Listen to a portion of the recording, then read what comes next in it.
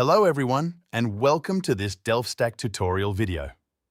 Today, we will learn how to drop a pin on an iPhone so you can easily mark and save a specific location in the Maps app.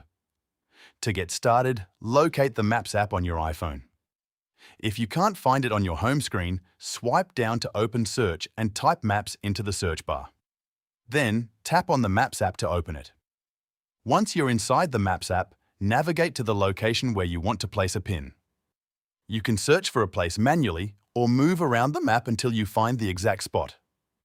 Before we continue, take a moment to subscribe to the channel and press the bell icon for more quick and helpful tutorials like this. Now, press and hold your finger on the location you want to mark.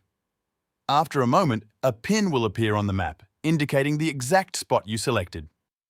You can tap on the pin to view additional options, such as getting directions, sharing the location, or saving it for later use. Make sure the pin is placed in the correct location before moving on. If needed, you can remove it and drop a new pin by pressing and holding a different area on the map. That's it. You have successfully learned how to drop a pin on an iPhone. If this video helped you, feel free to check out more quick tutorials like this.